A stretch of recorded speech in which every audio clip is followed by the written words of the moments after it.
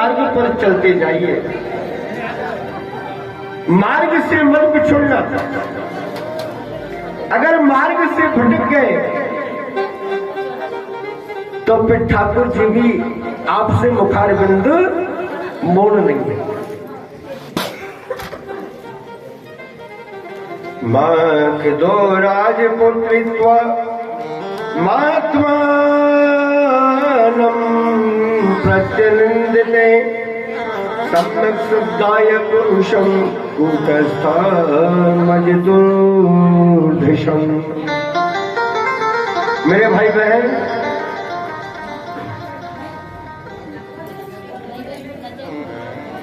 परीक्षित जी महाराज ने कलयुग को मानने का प्रयास किया, परंतु कलयुग ने कहा कि महाराज मेरे अंदर सारी अवगुण ही अवगुण भरे हैं, लेकिन एक गुण भी बहुत बड़ा है। वो क्या गुण है जी? वो गुण है कलौ केशव कीर्तन। भगवान केशव का कीर्तन, भगवान गोविंद का गुणगान, इसे हमेशा करते रहिए, इसे मत छोड़ना। कलयुग का प्रभाव दिखाई नहीं देगा। राजा ने विचार किया कि सारी अवगुण है, लेकिन अगर इसके अंदर ये एक गुण है तो फिर ठीक है। कलयुग के बीच में तो मनुष्य की वैसे ही अल्पायु है। 5,500 वर्ष पहले जब कलयुग का प्रवेश हुआ जी पृथ्वी पर, तो मनुष्य की आयु 120 वर्ष की थी, है ना? अब अगर लोग पूछते हैं जी कितनी उम्र है, बोले 80 पर। खूब, बहुत बहुत बढ़िया, 80 तो बहुत हो गई। और अब ये जो नई पीढ़ी तैयार हो रही है, इनमें 80 का चेहरा कोई देखने वाला नहीं होगा। धीरे धीरे धीरे धीरे आयु क्षीण होती जा रही है, क्योंकि वातावरण दूषित, खान पान दूषित, सब कुछ धीरे धीरे जब दूषित हो रहा है तो अटैक कहां होगा? मनुष्य के स्वास्थ्य के ऊपर, मनुष्य की आयु के ऊपर।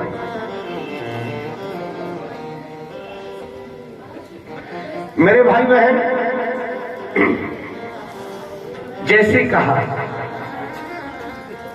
ठाकुर जी की कृपा, ठीक है तुझे मैं छोड़ देता हूं। तू महाराज, लेकिन तू ऐसा कर, तुझे मैं छोड़ तो देता हूं, लेकिन तू मेरे राज्य से निकल जा। बोले महाराज मैं निकल करके जाऊंगा कहां? सारी पृथ्वी के ऊपर जहां से सूर्य नारायण भगवान उदय हुए वहां से लेकर के और सूर्य नारायण अस्त हुए, वहां पर सारी पृथ्वी के ऊपर केवल तुम्हारा ही तो राज्य है। अब मैं कहां जाऊं? आप ऐसा कीजिए, मुझे रहने के योग्य स्थान दे दो, स्थान बता दो। जहां भी आप जगह बताओगे ना, मैं वहीं जाकर के निवास करूंगा। कहां स्थान बताए?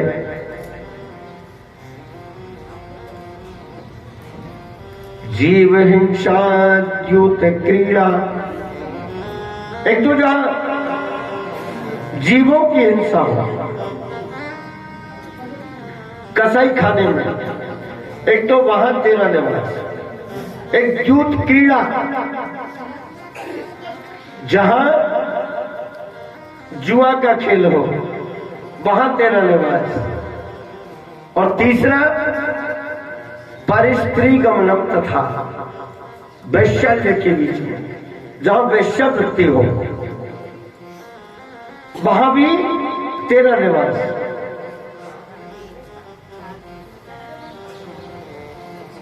और महाराज मद्यपानम, जहां मदिरा का पान हो, मधुशाला, वहां भी तेरा निवास। ये 4 स्थान देते। कलयुग हाथ जोड़ करके कहने लगा, बोले राजन आपने ये 4 स्थान मुझे दिए, परंतु महाराज ये 4 स्थान तो मेरे लिए बहुत कम है। 4 स्थान कम है बोले। फिर बोले जी कम से कम 1 और। अच्छा कम रह गए? बोले हाँ। बोले 1 से पूर्ति हो जाएगी? बोले जी ठीक है काम चलाऊंगा। तो बोले जा सोने में भी तेरा निवास, सोने में भी कलयुग को स्थान दे दिया। लेकिन मेरे भाई बहन एक बात सुनिए ध्यान से, सोने में कलयुग का निवास है, परंतु जय श्री राम। पटेल जी अंदर पधारो, स्वागत है, पधारिए, अंदर आइए। मेरे भाई बहन जैसे ही कहा, आप थोड़ा सा या तो इधर सरक करके बैठे, इधर पुरुष लोगों को जगह दे दें लोग निकलने के लिए। जैसे व्यवस्था बहुत हल्की है तो वहीं से ही हाथ जोड़ करके रवाना। हम भी शर्म की वजह से कह नहीं पाते कि अंदर आ जाओ। भाई अंदर आएंगे तो बैठेंगे कहां? जब कराने वालियों को हमारी जो महिला मंडल की माताएं, मेरे भाई बहन ठाकुर जी की कृपा, भगवान की माया, सही है ना बात?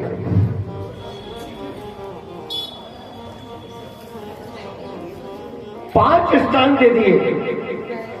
अब सोने में निवास तो है, परंतु कौन से सोने में? जो अनीति का सोना है, जो नीतिगत सोना है ना, उसमें कलयुग का निवास नहीं। अनीति के सोने में कलयुग का निवास है। छलांग लगा करके और राजा के मस्तक के ऊपर बैठ गया कलयुग। क्यों? क्योंकि राजा ने सोने का मुकुट लगा रखा था। अब यहां एक शंका होती है, बोले महाराज परीक्षित जी महाराज इतने गुणी राजा थे, जिस राजा धर्मात्मा राजा के राज्य में सारी, क्या वो सोने का जो मुकुट था वो अनीति का था क्या? बोले जी हाँ वो अनीति का था। कैसे?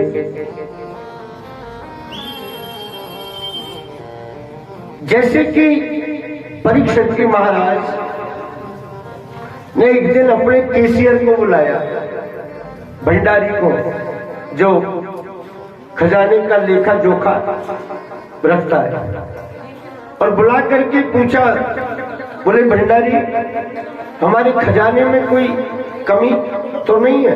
बोले नहीं महाराज, आपकी कृपा से खजाना अटूट भरा हुआ। ये बक्सा रखा हुआ था, बड़ा बक्सा, संदूक, उस संदूक के 2 ताले लगे हुए थे। बोले जी इसमें क्या है? बोले महाराज मुझे पता नहीं। पता नहीं है? बोले ताला खोलो इसका। ताला खोला तो उसके अंदर भी एक संदूक रखा हुआ है और उसमें भी ताला लगा हुआ है। उसका ताला खोला, अब जैसे उसका ताला खोला तो उसमें भी एक संदूक रखा हुआ है, संदूक में संदूक, संदूक में संदूक, और अंत के बीच में, अंत के बीच में मेरे भाई बहन अंतिम संदूक का जैसे ताला खोला तो उसके अंदर वो देदीप्यमान एकदम से चमकने वाला और वो मुकुट रखा हुआ। ओहो कितना तेजस्वी मुकुट है, कितना सुंदर मुकुट है। इसके जैसा मुकुट दूसरा अन्य नहीं हो सकता। लाओ, आज से हम इसी मुकुट को धारण करेंगे। यह अमूल्य मुकुट है। राजा ने अपने मुकुट को तो हटा दिया और स्वयं के मुकुट की जगह उसी मुकुट को लगाना प्रारंभ कर दिया। अब मेरे भाई बहन, वो मुकुट कौन सा था? मगध देश की राजा जरासंध, राजा जरासंध का मुकुट था। जिस समय भगवान श्याम सुंदर अर्जुन और भीम को साथ में लेकर के गए तो कपट से, झूठ से, धोखे से थे तो क्षत्रिय, लेकिन ब्राह्मणों का भेष बना लिया, ब्राह्मण बन गए और दान मांगने लगे और दान में युद्ध मांग लिया। और उस युद्ध के बीच में जरासंध को समाप्त किया गया। कवच, कुंडल, मुकुट इत्यादि लेकर के और हस्तिनापुरी को चले आए। ये राजा जरासंध का वही मुकुट था जिसके ऊपर कलयुग बैठा। इसलिए ये मुकुट अनीति का था, ना कि नीति का। बंधुओं, जैसे कहा ठाकुर जी महाराज की कृपा, लौट करके वापस आए परीक्षित जी। एक दिन घोड़े के ऊपर विराजमान होकर के वन को आखेट के लिए गए। आखेट खेल करके जब वापस आ रहे तो निर्जन वन के बीच में एक ऋषि का आश्रम बना हुआ था। राजा का कंठ सूख गया, प्यास लगने लगी। विचार किया, अभी तो हस्तिनापुरी यहाँ से दूर है, अगर यहाँ पानी की व्यवस्था मिल जाए तो बहुत अच्छा होगा।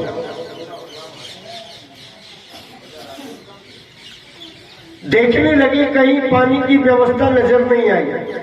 दिव्य दृष्टि, दूर दृष्टि करके देखा, एक ऋषि का आश्रम दिखाई दिया। बोले जी, कोई संत का आश्रम है, ऋषि का आश्रम है, निश्चित रूप से यहाँ पानी की व्यवस्था होगी, मुझे जाना चाहिए। सो चले, वहां जाकर के देखें तो समीक ऋषि भगवान की चरणार बिंदों में ध्यान लगा करके और भगवान का यजन कर रहे। सब जगह से मन हटा हुआ,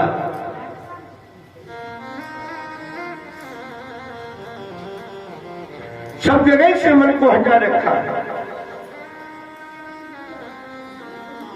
और भगवान बिहारी जी के चरणार बिंदों में, राधे रानी के चरणों में और ध्यान लगा रखा।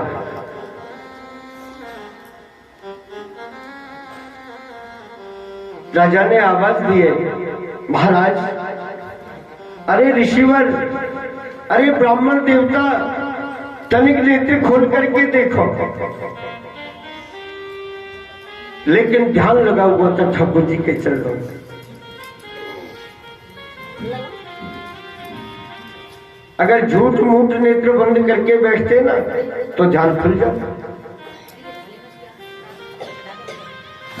ठीक है, कितने लोग क्या कर रहे हैं, आंख बंद करके और हाथ में झोली माला लेकर के जाप करते रहते हैं और बार बार में एक एक आंख खोल करके देखते हैं लाइट आ गई क्या। अब मन कहाँ रखा है? लाइट के ऊपर। और दुनिया को दिखाने के लिए हमने क्या भजन चल रहा है भगवान का। ऐसा भजन किस काम है? किताब स्वर्ग अपवर्ग सुख और धरिए तुला एक अंग, तुलन ताही सकल मिली जो सुख नभ सत्संग। चाहे नभ मात्र का ही कीजिए, क्षण भर का ही कीजिए, मिनट का कीजिए, सेकंड का कीजिए, लव का कीजिए, लेकिन सब जगह से चित्त को हटा करके केवल ठाकुर जी का ही ध्यान करना चाहिए। श्री राम वृंदावन के बीच में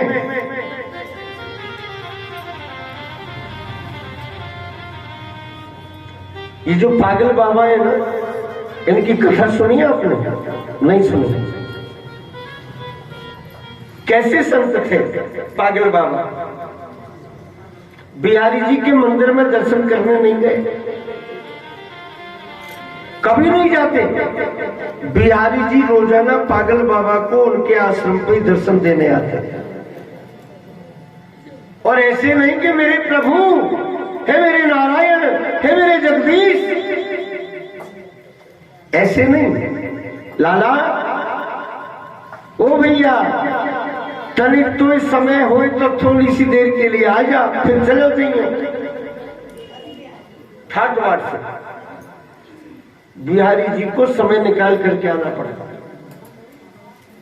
पूजा करते आसन पे बैठ गए तो देखिए भाव, नेत्र बंद कर रखे, हाथ में झोली माला ले रखी है और ध्यान लगा हुआ है बाकी बिहारी जी के यहाँ। तो क्या चल रहा है? केवल ध्यान में विचार कीजिए। इसे कहते हैं भक्ति, भाव और श्रद्धा और विश्वास। सब जगह से मन को हटा लिया और मन को हटा करके ठाकुर जी की चरणार बिंदों में ध्यान चल रहा है। तो क्या हुआ? ठाकुर जी को यमुना जल से पहले स्नान करा दिए। ध्यान में, सचमुच में नहीं, ध्यान लगा रखा है। मैंने बिहारी जी को स्नान करा दिए, सुंदर पोशाक पहनाई, तुलसी दल अर्पण किया, चंदन का लेप लगाया, बंसुरी हाथ में लगाई। अब ठाकुर जी को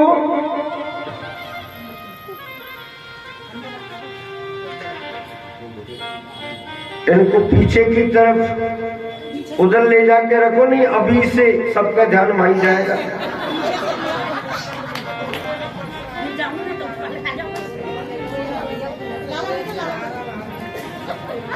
मेरे भाई बहन,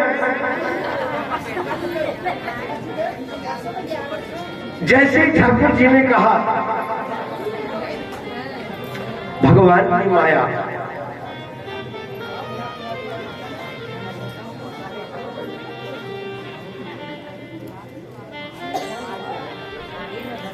अब ठाकुर जी को प्रसादी ग्रहण करानी है तो क्या बनाया? कड़ी भात और कांसा परोसा। और कांसा लेकर के जैसे बिहारी जी के मंदिर की सीढ़ियों पर चढ़ने लगे तो महाराज के पैर में ठोकर लग गई। तो क्या हुआ? वो कड़ी फैल गई। जैसे ही एकदम से कड़ी फैली, सोई बाबा को झाड़ बंद हो गया। तो देखने लगे यहां से लेकर के नीचे तक और बाबा की पूरी चादर कड़ी कड़ी की हो रही। ये है भक्ति। निर्गुण सरगुण नहीं कछु भेदा, निर्गुण के उपासक थे पागलवाद।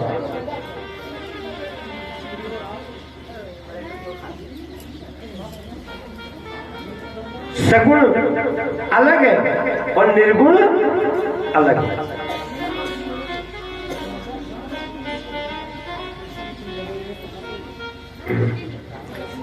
तभी तो कहते हैं बंधुओं, सब जगह से मन को हटा करके और राधे रानी के